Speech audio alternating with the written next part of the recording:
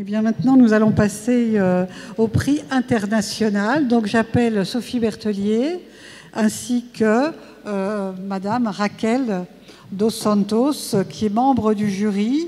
Raquel, qui était membre du jury et qui représente l'association des femmes architectes urbanistes, des femmes urbanistes de Belgique.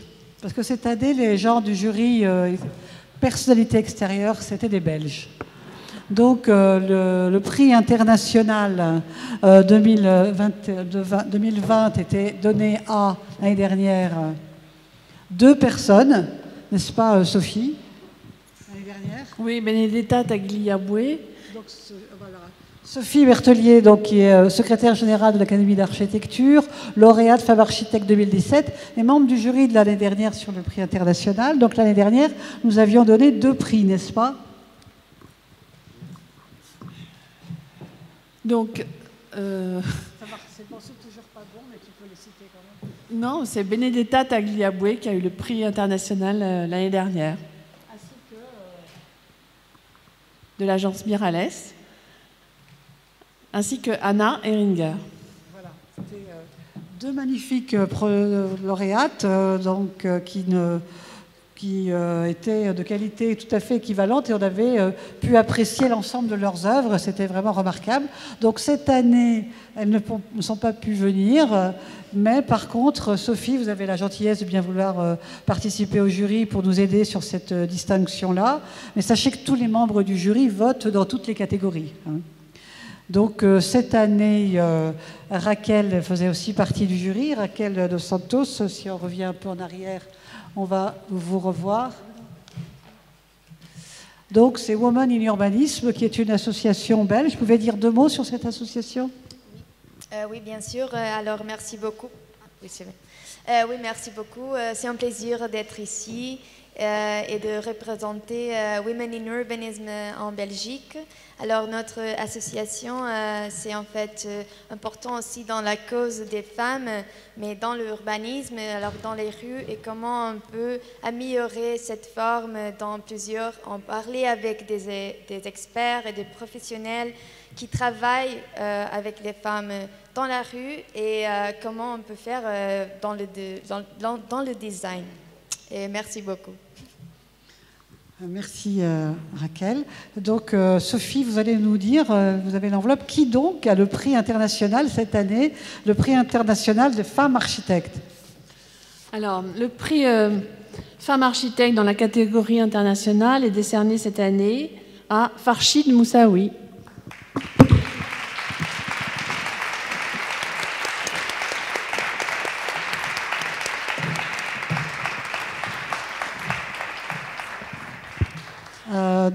Notre ami ne parle pas le français, mais parle anglais. Mais nous allons, nous, continuer en français, si vous le voulez bien. Donc, Sophie, pouvez-vous nous présenter Alors, absolument. Rachid. Donc, j'avais décidé d'essayer de faire une synthèse sur le parcours de Farshid, mais vu sa qualité, j'ai décidé de vous lire l'intégralité. Donc, Farshid Moussaoui est une architecte britannique d'origine iranienne. Professeur d'architecture à la Graduate School of Design de l'université de Harvard.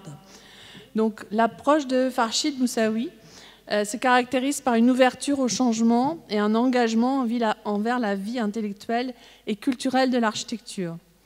Donc, en plus de diriger un cabinet d'architecture, Farshid Moussaoui donne régulièrement des conférences dans des institutions artistiques et des écoles d'architecture du monde entier. Et elle publie également des ouvrages. Donc Farshid Moussaoui a été nommé officier de l'ordre de l'Empire britannique dans le cadre des Queen's Birthday Honours en 2018.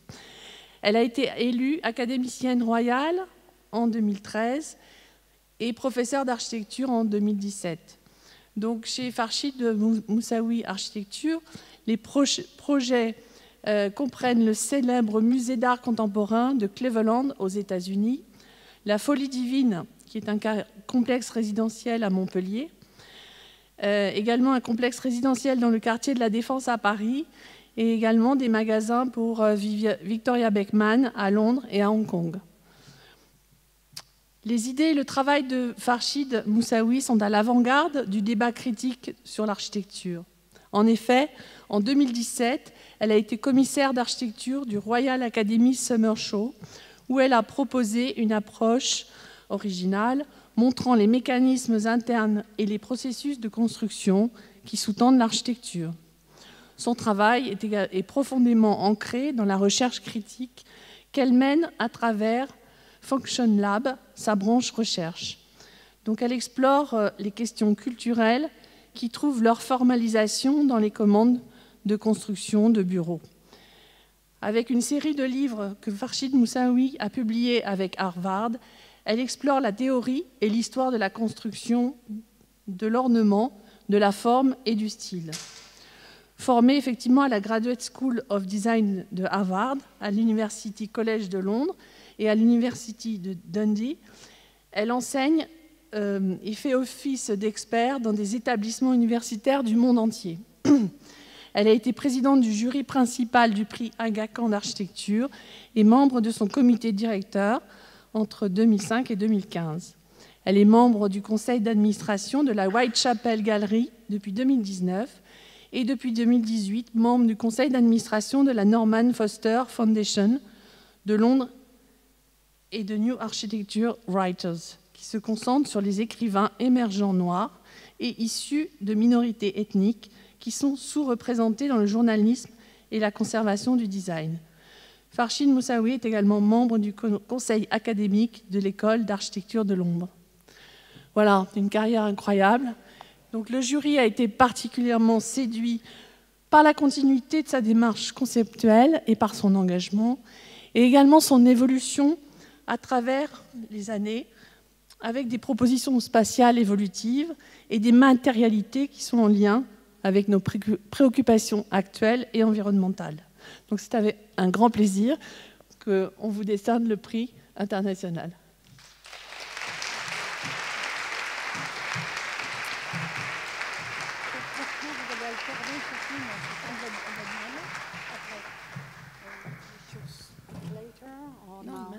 Some words only, just shortly. Sure, sure. Well, thank you very much, Catherine, the jury.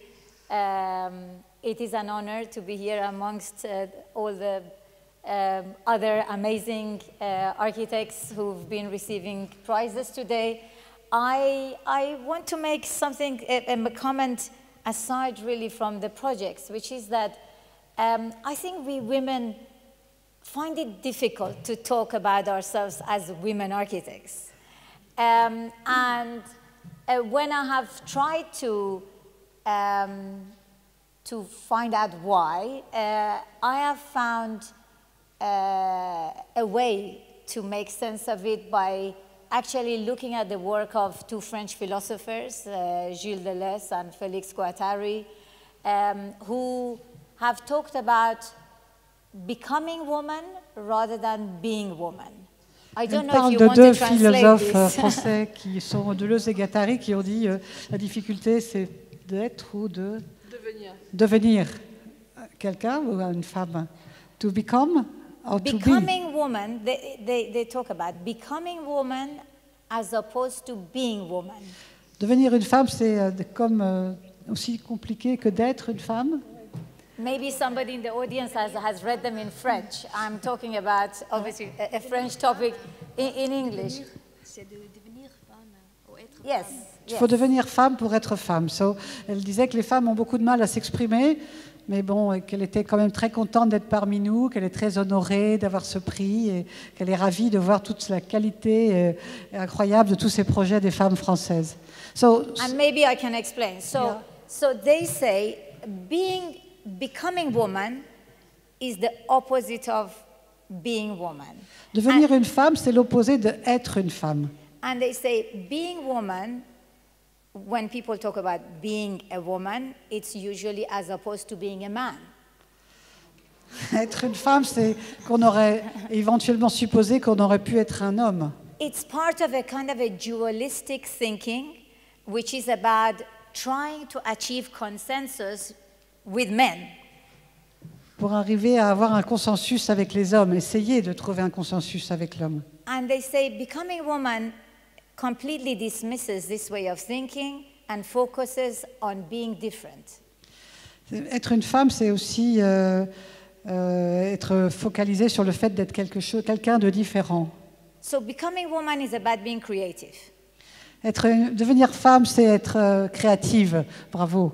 And I think they encourage men and women alike to assume the position of becoming woman. Donc, elle veut assumer le fait que les hommes et les femmes assument le fait de devenir femme, dans le sens de devenir aussi femme créative. And I think we women find that very easy because we are already different. Et pour les femmes, c'est très facile puisque nous sommes déjà différentes. So, thank you. So, now, on va faire un petit exercice. Donc, présenter les projets de Farid Moussaoui. Le premier projet, c'est la Folie divine à Montpellier.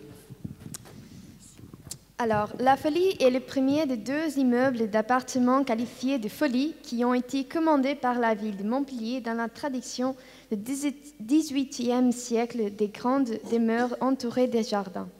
Cette tour de 9 étages redéfinit la notion de luxe en offrant intimité et flexibilité.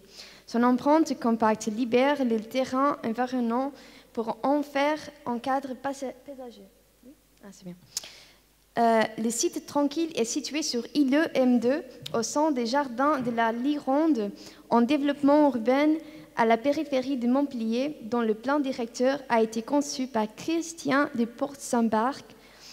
Il borde à l'ouest une rivière et au nord et à l'ouest et l'ouest, à l'est et l'ouest, des quartiers résidentiels. Le mandat de la ville a été à l'occasion de se demander comment le caractère ludique d'une folie avec des précédents tels que les châteaux de Flaugergue, de Lamorgère et de la Mosson pourrait être un outil critique pour gérer un nouveau type d'architecture résidentielle. Dans les jardins français et anglais, l'idée d'une folie est une structure ludique sans but pratique qui serait placée dans un jardin ou un paysage pour susciter le plaisir, le luxe et la richesse. En tant que typologie, la folie joue donc avec une idée qui va au-delà de le simple aspect pratique. Le cahier des charges prévoyait 5 types d'appartements différents. Or, la Folie divine, par son assemblage unique des plateaux, des balcons et des structures, offre aux résidents 36 types d'appartements. Son architecture remet en question la notion typique de luxe résidentiel, synonyme d'utilisation de matériaux coûteux. Au contraire, elle redéfinit le luxe de 3 manières, en offrant une variété de choix spatiaux pour compléter les styles de vie, en offrant la flexibilité de modifier l'intérieur comme et quand cela est nécessaire, et enfin en offrant la liberté de profiter d'espaces intérieurs et extérieurs dans la plus grande intimité. Le bâtiment est conçu comme une tour de 9 étages, la hauteur maximale autorisée par le plan directeur de la zone, afin de minimiser l'empreinte au sol et d'offrir des vues sur la mer ainsi que sur le centre-ville au loin. Son empreinte compacte permet également d'utiliser les restes du site pour un jardin et de créer des appartements d'angle qui bénéficient des 2 orientations et d'une ventilation naturelle croisée. Pour minimiser les besoins d'entretien du bâtiment, l'enveloppe est revêtue de panneaux métalliques en aluminium, anodisés, ondulés et de verre, tandis que les balcons sont recouverts d'un plancher en bois dur. Pour offrir aux résidents la possibilité de subdiviser leurs appartements en fonction de leur style de vie, la structure du bâtiment est située le long du noyau vertical. Cela libère l'espace intérieur et permet aux résidents de reconfigurer leur intérieur et à leur propre rythme. Les premiers propriétaires ont déjà personnalisé l'emplacement de leur mur intérieur et chaque appartement a ainsi acquis une disposition unique. 2 appartements ont été achetés par une famille et combinés en une seule maison. Pour permettre la vie à l'intérieur et à l'extérieur, tous les appartements sont conçus avec des balcons curvilignes qui se rétrécissent à chaque extrémité et rendent inutile l'installation des murs de séparation entre voisins qui obstruent généralement les vues latérales. Les balcons curvilignes sont situés à des endroits stratégiques, de sorte que chacun d'entre eux bénéficie d'une vue à 180 degrés sans jamais donner sur les balcons voisins. Il y a 4 configurations d'étages différentes, chacune avec des placements de balcons différents, empilés dans une ordre alternée pour assurer que les balcons voisins sont distants de 2 niveaux les uns des autres.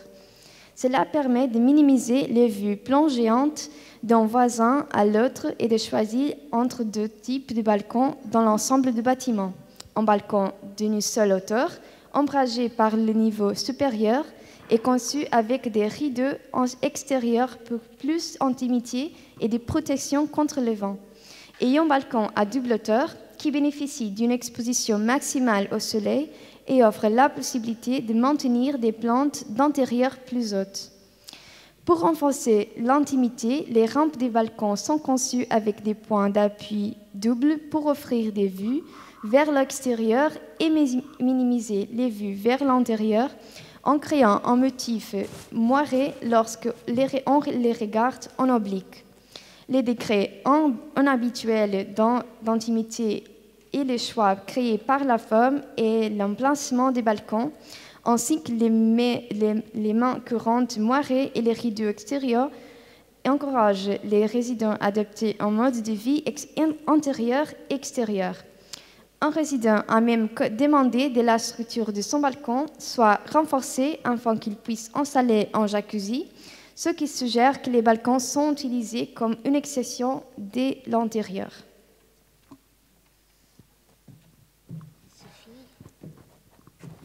Donc, le deuxième projet se situe donc à La Défense. Donc, l'îlot 19 est un ensemble résidentiel mixte qui a été construit il y a 30 ans. Il s'agit d'une approche radicale de la conception résidentielle mixte. Alors que les logements abordables sont souvent conçus pour paraître simples et bon marché, l'îlot 19 est un bâtiment très élaboré qui, indépendamment de la richesse, offre une expérience de vie grâce à sa structure, sa volumétrie, sa circulation et ses matériaux. Donc, ce bâtiment capte le regard par son emplacement exceptionnel et tire parti des vues ouvertes sur la ville depuis 3 côtés. Situé dans les jardins de l'Arche, c'est un projet urbain initié par l'organisation de développement de l'EPADESA. Il a revigoré l'espace situé immédiatement à l'ouest de la Grande Arche et au sud, il fait face à l'axe historique qui traverse Paris. Et il définit un grand espace ouvert à travers la ville entre le musée du Louvre et la Défense. Au-delà de la promenade de l'Arche, il surplombe le cimetière de Puteaux et borde le cimetière de Neuilly au nord et une nouvelle arène à l'est. Donc, par sa combinaison d'appartements privés, de logements étudiants et d'espaces commerciaux et publics, il vise la cohésion sociale de la typologie des immeubles pré-haussmanniens qui accueillaient dans un même bâtiment la bourgeoisie, les fonctionnaires, les employés et les étudiants. Au sein d'un espace, les appartements, quel que soit leur mode d'occupation, sont disposés de manière à être accessibles latéralement, desservis par un ascenseur et un noyau d'escalier. Donc, ils sont tous traversants. Donc, l'absence de couloir permet effectivement aux résidents d'avoir des appartements traversants et de bénéficier de modes de vie différents et de cohabiter dans un même bâtiment sans se gêner les uns les autres. Donc, en outre, la disposition latérale, plus respectueuse de l'environnement, car les appartements sont, donc, comme je l'ai dit, à double exposition, ils bénéficient d'une ventilation naturelle transversale, et d'une lumière naturelle abondante et de vue sur la ville aux 2 extrémités. Voilà. Je laisse la parole pour le 3e bâtiment.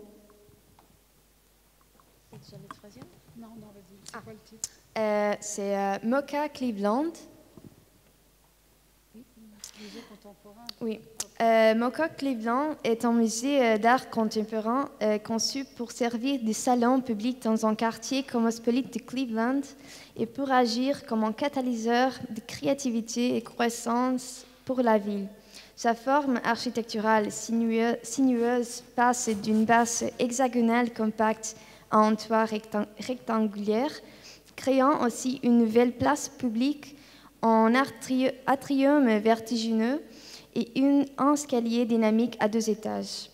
Situé à une intersection très fréquente sur un site triangulaire, le bâtiment est un point d'ancrage du quartier Uptown de Cleveland qui abrite l'une des plus grandes concentrations d'institutions culturelles, éducatives, médicales du pays.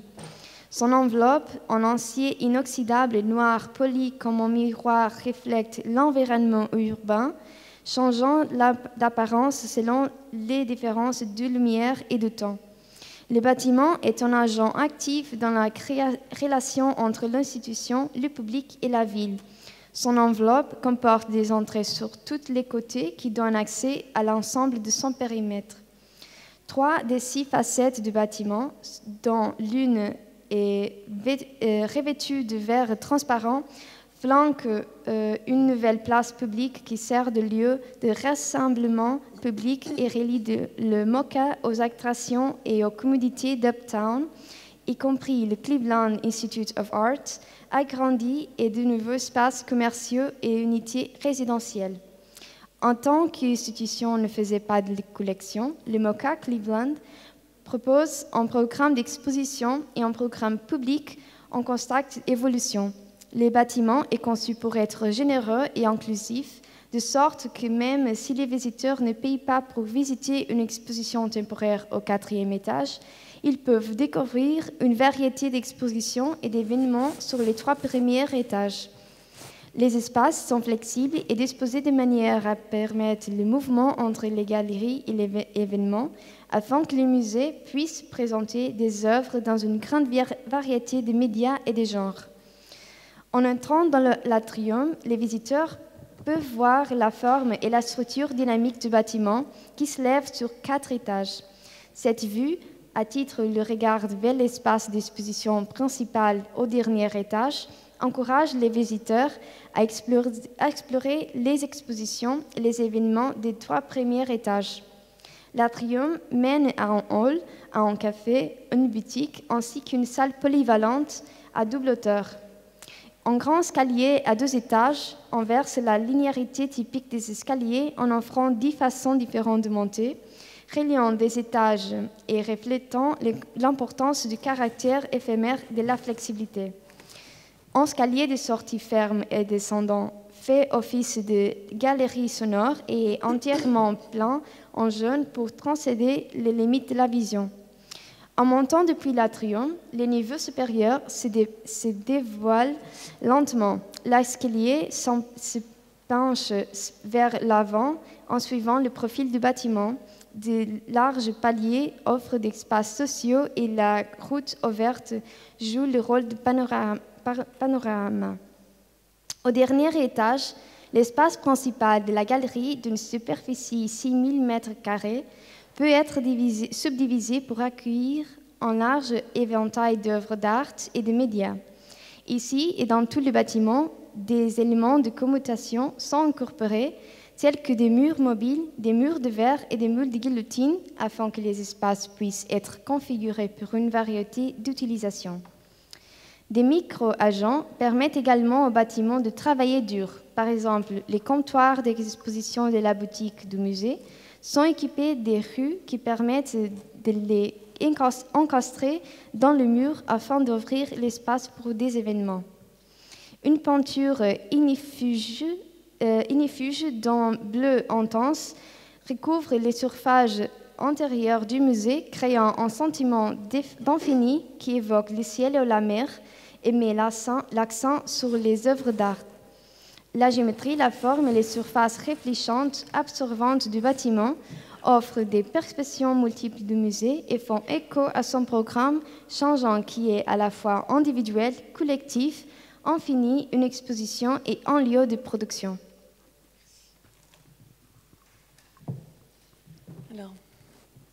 projet suivant, c'est Victoria Beckman Flagship Store London. Donc, au-delà de cette réalisation, il est intéressant de noter que Farshid Moussaoui manie toutes les échelles et tous les programmes avec la même dextérité, la même envie d'apporter de la poésie et du bien-être dans ses bâtiments. Donc, la boutique phare Victoria Beckman est située donc, dans une maison de ville georgienne de 3 étages sur Dover Street. Elle est calquée sur la typologie d'une galerie. Cette boutique présente une façade en verre sans cadre et sans vitrine qui laisse entrevoir l'intérieur spectaculaire sur 3 étages. Donc le design vise à donner le sentiment de fugacité, d'imprévisibilité et d'exploration qui sous-tend la mode elle-même. Une porte en béton moulée en négatif de l'une des fenêtres de la façade georgienne, je ne sais pas si on la voit, située au-dessus, s'ouvre en coulissant pour donner accès aux 3 étages. En réponse à la croissance du shopping en ligne qui permet aux marques de mode d'offrir un choix à leurs clients, l'expérience spatiale de la boutique Victoria Beckman est conçue pour ressembler moins à un marché où l'accent est mis sur le choix qu'à une galerie où l'accent est mis sur l'exposition. Donc les dispositifs spatiaux intérieurs, tels qu'un large escalier en béton, un plancher découpé, un plafond en caisson, invitent le client à explorer l'espace et par leur forme dynamique correspondent à l'évolution rapide. De grandes coupes triangulaires dans les premiers et deuxième étages offrent des vues vers le haut à travers tout le volume. Donc vous voyez aussi la qualité aussi des matériaux, les matériaux bruts qui sont employés, tels que les escaliers en béton brut, le travail aussi sur les faux plafonds en maille et résille métallique pour accentuer aussi le principe de lumière. Se donne à voir comme une exposition. Donc on a beaucoup aussi apprécié ce projet.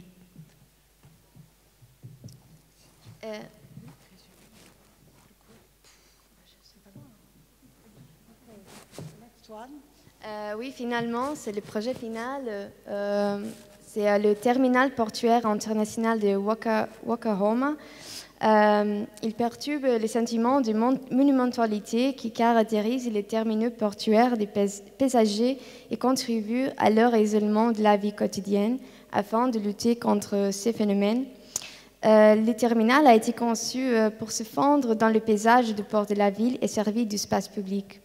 Au lieu d'offrir les parcours spécialisés et isolés que l'on trouve habituellement dans les terminaux, qui donnent la priorité à l'orientation des passagers et découragent ou éliminent les autres choix, le système de circulation consiste en une série de chemins entrecroisés conçus pour accroître les possibilités d'échange entre les individus et leur offrir des choix.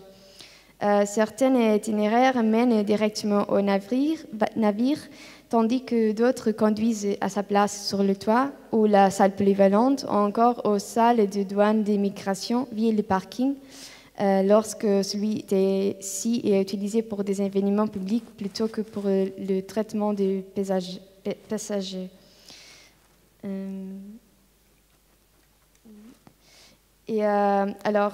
Ces groupes d'affaires produits par l'autorisation des dispositions pour les voyageurs et les non-voyageurs sont appropriés par les passagers et les citoyens d'une manière qui n'est pas habituelle, comme j'ai dit avant. Le sol est ouvert et flexible du terminal est utilisé pour des concerts pop-up, des marchés, des défilés de mode et des foires aux livres, tandis que la place sur le toit est utilisée pour des rassemblements, des expositions des voitures, des festivals de bière, des feux d'artifice de Nouvel An, des mariages, des concerts en plein air.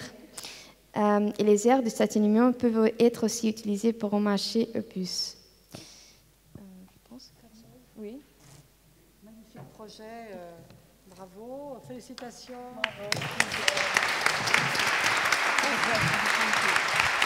Thank you.